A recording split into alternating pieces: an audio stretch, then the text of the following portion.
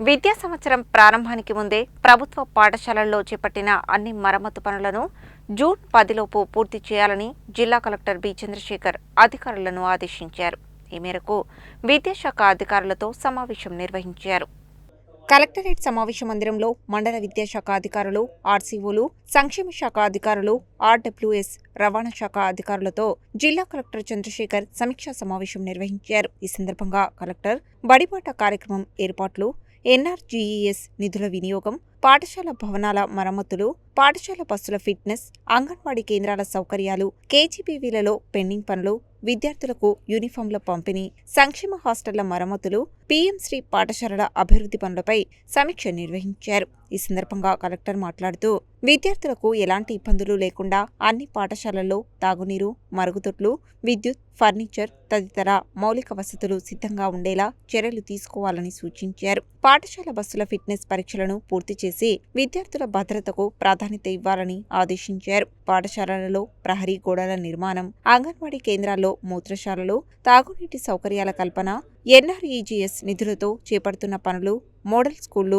కేజీబీవీల మరమ్మతు పనులను త్వరితగతిన పూర్తి చేయాలని సూచించారు. పాఠశాలలు ప్రారంభమయ్యే నాటికి విద్యార్థులకు యూనిఫాంలను అందజేయాలని, వాటి కుట్టు పనులను స్వయం సహాయక మహిళా సంఘాలకు అప్పగించాలని తెలిపారు.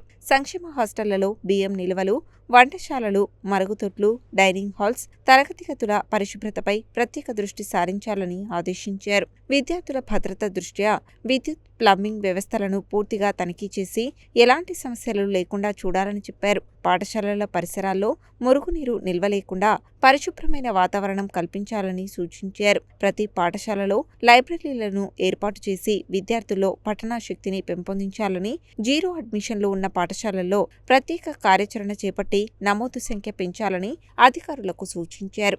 జూన్ 12లోపు విద్యార్థులందరికీ పాఠ్యపుస్తకాలు అందించాలని ఆదేశించారు. నూతన సాంకేతిక పరిజ్ఞానానికి అనుగుణంగా విద్యార్థులకు ఏఐ ఆధారిత తరగతులు నిర్వహించాలని, పాఠశాలలలోనే ఆధార్ కార్డులు, కుల ధృవీకరణ, ఆదాయ ధృవీకరణ పత్రాల జారీకి చర్యలు చేపట్టాలని తెలిపారు. ప్రతి విద్యార్థి తెలుగు, హిందీ, ఇంగ్లీష్ 3 భాషల్లో ప్రావీణ్యం సాధించేలా ఉపాధ్యాయులు ప్రత్యేక శ్రద్ధ వహించాలని కలెక్టర్ సూచించారు. తెలంగాణ పబ్లిక్ మోడల్ స్కూల్ నిర్మాణానికి అవసరమైన స్థలాన్ని గుర్తించి ప్రతిపాదనలు సిద్ధం చేయాలని అధికారులకు సూచించారు. విద్యా సంవత్సరం ప్రారంభం నాటికి అన్ని ఏర్పాట్లు పూర్తి చేసి విద్యార్థులకు నాణ్యమైన విద్య అందించేలా సమన్వయంతో పనిచేయాలని కలెక్టర్ కోరారు. ఈ సమావేశ మందిరంలో జిల్లా రెవెన్యూ అధికారి దశరథ, స్థానిక సంస్థల ఇన్ఛార్జి అదనపు కలెక్టర్ వై అశోక్ రెడ్డి, జిల్లా విద్యాశాఖ అధికారి సుశీందర్ రావు, జిల్లా గ్రామీణాభివృద్ధి అధికారి పిడి శేఖర్ రెడ్డి, సంబంధిత శాఖల అధికారులు పాల్గొన్నారు.